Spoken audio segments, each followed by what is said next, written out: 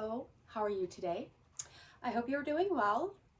I did, however, hear on the radio this morning that, I don't know, I think it's like 87% of Americans or something like that are considering themselves to be incredibly stressed or dealing with unusually high levels and loads of pressure and trauma and disaster and, all this other stuff. But you kind of have to find something that's going to help you not lose your mind. And for me, one of the things that I like to do is gardening. My friend Marianne called this morning and she asked me to, actually she texted me first and told me that she wants me to teach her how to garden. I thought that was kind of an interesting proposal because in my mind, gardening is not something that you exactly know how to do, or maybe other people do, but I don't. Like, gardening to me is more like baking bread, or what else? I don't know. Like those French, that French verb, faire. You faire le whatever. It's something that you do. You kind of have to just throw yourself into it. And then you get better, you get sensitive, you start knowing like what your plants need, what your ground is like, where does the water pool, where does it get dry, where does the sun shine, during what times of the year, all these kind of things kind of come into play. I posted a picture on Facebook and someone was like, wow, you have a really green thumb. And I'm like, yes, well, thank you very much. But I tend to not take pictures of the plants that died. And it's the success stories that I mostly put out there. And I think I'm not the only one. So when you see someone who has what seems to be a lot of success, my hunch, per my personal experience, is that came at a cost. Other things did not make it. I have had loaves of bread that have looked like very large hockey pucks. They could be used for weapons. Heavy, dense, you throw that thing, I mean, it could be an Olympic sport. Like, that's how heavy some of my bread has come out. And that was years ago, So I've learned, okay, this is what it feels like for the dough to be smooth and elastic. I'm like, okay. You're like, oh, if it's tearing like that, the gluten hasn't developed, blah, blah, blah.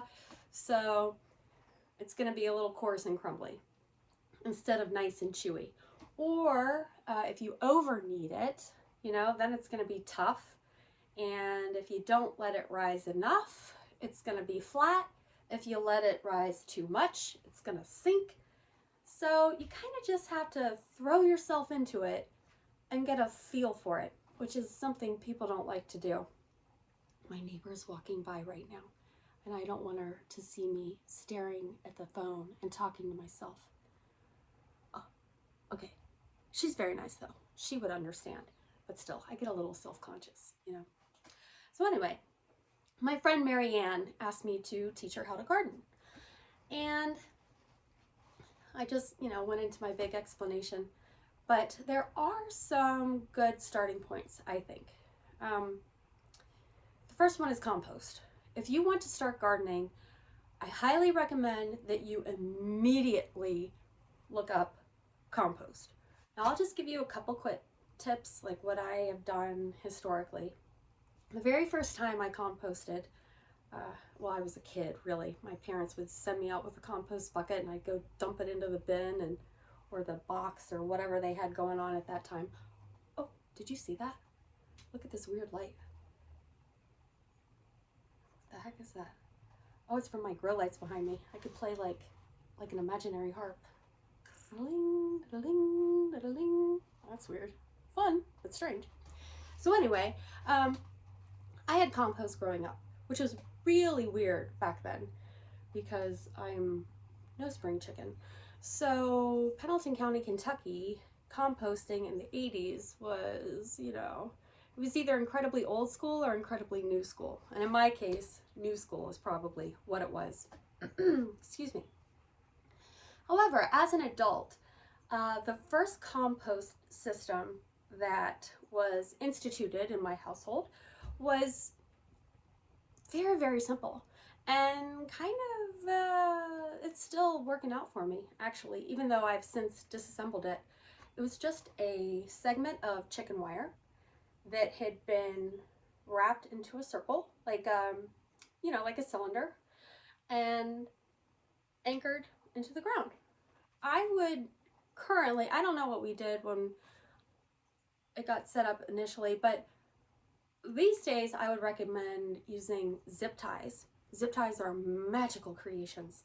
So take some zip ties with your segment of chicken wire, turn it into a, you know, a can, zip tie 1, 2, 3, 4, maybe 5. That's nice and tough. And then get some little anchors, you know, I don't know, some kind of U-shaped metal thing, and shove it down there. And then start putting your kitchen scraps in there, but only the vegetable matter. Eggshells, that's cool. Coffee grounds are great, vegetable peelings, all of that stuff. If you're gonna put in like that bag of potatoes that you forgot about, or the onions that started to smell a little weird, if they're gross and slimy, just throw them in because you don't want to touch it. But if they're not gross and slimy, but you're not gonna eat them and they're starting to grow or whatever, chop them into little bits, or not little bits, but if you throw a whole lemon in there, it does kind of take a long time to break down. But you also want to balance the green matter with brown matter. So it's like wet and dry. You want leaves and little sticks, maybe some pine cones, that kind of thing. Walnuts are actually no good. They have some kind of weird chemical in them that makes things not want to grow around them. So avoid walnuts. But get started on your compost right away. It takes a long time for compost to break down. It needs heat. You should turn it over occasionally. I really didn't though. Like, I just kept dumping stuff into that circle, and I was composting before I was intensely gardening. So by the time I got around to gardening, I could just dig from the bottom, from the base, because it started to sift through like this beautiful black rich soil, and I could just dig from the base and get all of this fantastic fertile soil and put it wherever I need it. That can get expensive if you have to buy it, but if you just use your kitchen scraps and the leaves that fall from the trees and that kind of thing, your grass clippings, whatever, one, you have something, or you have somewhere to put all of that refuse, and then two, it's black gold, man. Like, there's no joke about that. Plants love compost. So my first suggestion to my friend would be to start composting right away. Okay, so what would my second suggestion be? I know the answer to that. The second thing that I would recommend for her to do, and I'm recommending this to you, Marianne, I love you, this is a good idea. Cardboard. Okay, so let's say you've decided where you want your first little garden patch to be, okay? It gets good sun, it's well drained, it's not wet and soggy all of the time because you don't want your roots to rot, and plants don't really like that. Some of them do, but not most of them. So I would definitely try and choose your ideal spot with lots of sun, well drained. If it's rich soil, that's awesome. Rocks are a real big pain in the tuchus, so you don't want to plant your garden on a bed of bedrock. So keep these things in mind. And then once you have your location selected, put down the cardboard, and put down a lot. Put down, I would say, at least 2 layers. 2 layers is pretty good. And some cardboard is thicker and more heavy duty than other I'm sure that there are official gradings of it, but the point is that it needs to kill the grass. It needs to rot. It will provide organic matter. It will provide worm food. It will kill the grass underneath. And you put the cardboard down. One nice way to do it is like roof tiles. So if you put a piece here, then you put a piece here, and then a piece here, there, and there, and cover your entire area, and then cover it with mulch. You put the mulch down. If you'd like, you can water the cardboard down first. That'll help kind of flatten it, keep it in place. And then you put mulch on top of that.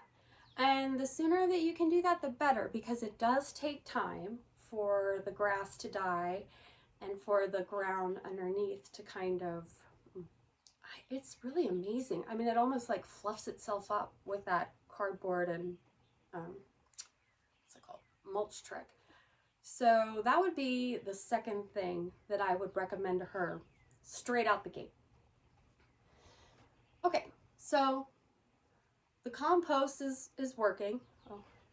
Oh, and the grass is dying. The cardboard is sitting and rotting and making nice soil underneath. And then comes springtime. So you have to look up, according to your area, your first frost date, your last frost date, and zone information is helpful too. But you really need to know, when can I plant? How long does this plant take to grow? And when is that last frost going to come and kill everything? Or is it something that doesn't die when that first frost at the end of the year comes? You don't know. Well, you don't know right away, but you can look it up. All of that information is there. Usually it's on the back of the seed packet. And if it's not, well, you know, the internet, there's a lot of info out there. So that's what you need to know. Now, personally, when I am trying to decide what it is that I want to grow, I have these benchmarks. There are certain things that I'm just going to be really sad if I don't get them in the summer. Obviously, I mean, hands down, fresh lettuce is so wonderful in the spring, you know, and in the fall. And if you're careful, I like to plant my lettuce in containers. I have much better luck with it for some reason. I have these window boxes that I never actually installed, and I just take them, fill them with soil, sprinkle some of these seeds, lettuce. Well, this is Merlot lettuce. It's red and fancy. I don't know if it's fancy or not, but you know, just sprinkle your lettuce into your planter, and then tuck it in a nice spot where it gets sun. And what else? It'll need sun, it'll need water, it will need to be properly timed. What does this say? Sprouts in 7 to 10 days. The ideal temp is 60 to 80 degrees. Seed depth is 1/4 inch. Plant spacing 6 inches apart. Frost hardy, yes. See, it says it's frost hardy. So 60 to 80 degrees is its ideal temperature, but lettuce is an early season crop. So it'll bolt when it gets too hot. It'll turn into like dandelions, and it'll send up a big long flower with fluffy seeds at the end, and which is kind of cool really, because then you've got little lettuce seeds floating through the air. But still, if you want to eat your lettuce before it gets bitter and weird, you don't want it to bolt. So that is why you plant it during the spring, early summer, mostly spring, and then fall. Some people have luck with bringing it into the shade, or trying to find a cooler spot in the yard, because the spots in the yard that are warmer in the winter are usually close to the house, but sometimes those same spots are cooler in the summer because they are protected from the hot, glaring sun somewhat. So just something to keep in mind. But yes, fresh lettuce is one of my favorite things about gardening. What else? Okay, there are some, well, tomatoes, obviously. I mean, there is nothing like a homegrown tomato. I've already mentioned this 100,000 times. My favorite, personally, is Cherokee Purple. There's a cool new carbon Cherokee hybrid that I have the seeds for that I really need to start, and I'm going to start those today. I don't know if I'm going to do it on this video, but I'm doing it today in real life, no matter what, because it's got to be done. I will cry if I don't have a fresh heirloom tomato that I can slice, put it on bread, boom, pile it with bacon. Otherwise, my summer will be greatly missing a very important component. So yeah, that's definitely going to happen. Another thing that I think is kind of awesome, and that if you can grow it, and you probably can, your neighbors might think you're a little weird. Oh, where are my seeds? Where'd they go? Pumpkins. Okay, so I do plant pumpkins in my front yard because, I am that neighbor. I'm just a little weird and I kind of just don't care. And the pumpkins that I grow are beautiful. Green pumpkins that have this brilliant orange flesh that's fantastic for savory dishes. You can make pumpkin curries, you can make stews. I'm afraid my kids might see this video, but it's kind of one of my best cheater parent tricks is taking pumpkin puree and hiding it in spaghetti sauce. It's like no one can tell it's there at all. It's fantastic. And it's absolutely one of those superfoods. You can tell from the color. Where are the seeds? I don't know. They'll turn up. But the ones that I love the most, it really is the green one. They are called, dang it. Where'd they go? Oh, it'll come. Jaharadale. Let's see if I can spell it. J-A.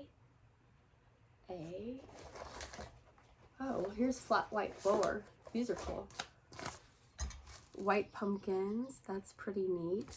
I've grown these one pumpkins called, what was it, like something like cheese. It was funny. Oh, blue Hubbard squash. That's close enough to counting. Squash is just wonderful. But what's really neat about pumpkins too is that they last. Like, you can take a pumpkin into your house after it's been cured, and by curing, I mean you set it on the porch after you pick it and use it as decoration, and then you bring it into your house someplace cool and dry, and it'll last a full year. Like, it's amazing. So when you're about ready to be like, oh, there's no fresh fruits and vegetables because it's the middle of winter, well, guess what? You still have this fantastic pumpkin that's been sitting in your house looking so pretty, and now you get to eat it. I mean, they're great. I love them. And they are delicious. So, yes, pumpkins. What else?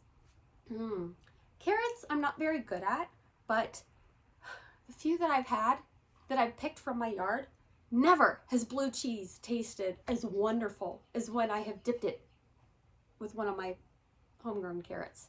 So even though I'm not good at it, I'm still going to sprinkle those seeds around just in case I get a couple, so I can have, 1 or 2 carrots dipped in blue cheese. Oh, peppers. Yes. Peppers you need to get started on earlier than these other things because they take a long time to grow. These Brezha Macedonian peppers are so amazing.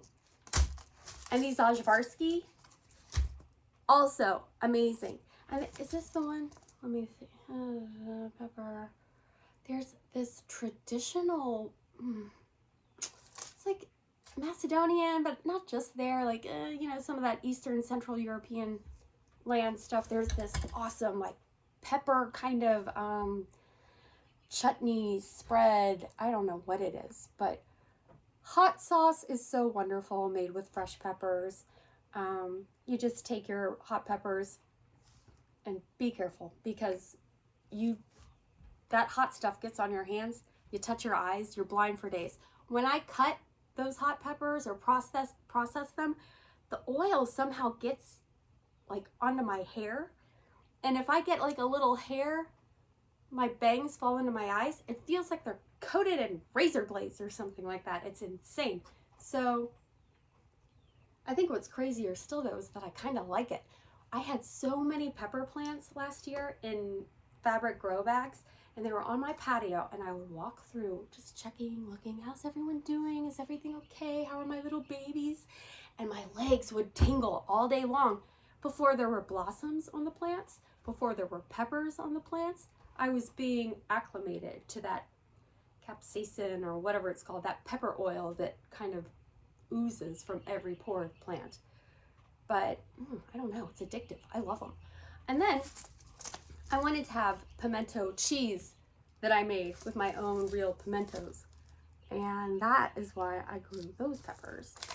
And it's, for me, it's always something weird like that. You know, I'm like, oh, I want to make pimento cheese and use my own pimentos. Or, oh, I need to make, you know, I want to make this one dish, but I need the traditional pepper that is used. What was the other one? Something, oh, cucumbers. Okay, so the other thing that to me kind of completes summer is those refrigerator pickles. They're so easy to make and they are so delicious. And you can't get them, you know, because they only last like a week if you do it properly. I don't know. A week. It's the safe way to be, because they're not fermented. Fermented foods last longer. They're not pasteurized. You know, pasteurization will kill everything.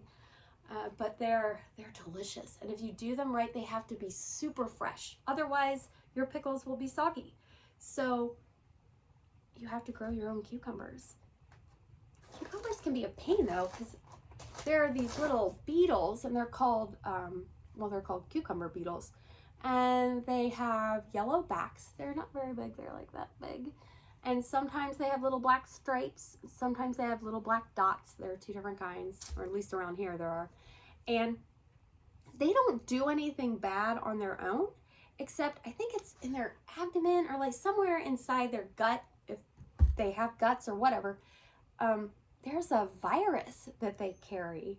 And the virus, they overwinter, the virus will get into the soil or whatever, and it will make your cucumbers wilt. So that's really annoying. That's where like crop rotation kind of comes into play. Crop rotation sounds like something that only major farmers would have to worry about, you know, but that is not the case. It's kind of two-sided. One, certain plants have certain nutritional requirements. So you plant it there, it's going to soak up all that stuff, and there's not going to be any left for next year, you know, unless you're really, really diligent about amending the soil. And if you just got started on your compost, it's going to take a while to get to that stage. So you might have to move it, you know, to somewhere else that's never been planted, or maybe like, I think that peas bind nitrogen to the soil, you know, so if you have something that takes a lot of nitrogen, you can put it over there where your peas were last year. Some plants, you don't want there to be a lot of nitrogen in the soil, because nitrogen makes things leafy and green. But what if you have tomato plants? You don't want just leafy green tomato plants, you want tomatoes. And you gotta watch it. You know, if there's too much, if your plants are too beautiful, sometimes that's not a good sign, which is, you know, that's why teaching gardening is hard. You kind of have to just throw yourself into it and, you know, literally roll up your sleeves and get your hands dirty. So, oh, and the other thing is like the beetles. Okay, so a plant might have nutritional requirements, drains the soil, but a plant might also have critters and problems that attack it. And those critters and problems that attack it kind of stay right there so that they can attack it next year too. So what is it like, oh gosh, blight and these weird rust things and this, that, and the other. If your tomatoes didn't do well, or if you had a bunch of, you know, issues with them in the previous year, you probably shouldn't plant them in the same spot. You might want to consider planting them somewhere totally different. So I don't know. That's just my little piece of advice. Currently, I've got a bunch of seeds going already, but they're ridiculous things. Like, I think I might be the only person on the planet who, I know that's not true. There are lots of us actually, but I do feel a little silly having a whole tray of dandelions that I've started from seed, but they're pink, you know, and my little white ones are starting to come up. Yeah, so I'm gonna have white dandelions and pink dandelions. I'm very excited. I hope the bees will be excited too. So anyway, that's just kind of my first little introductory spiel to my friend Marianne. I hope she finds some of this interesting, maybe a little useful. I don't know, we'll see. But in any case, thank you very much for your time, and have a lovely afternoon. Okay.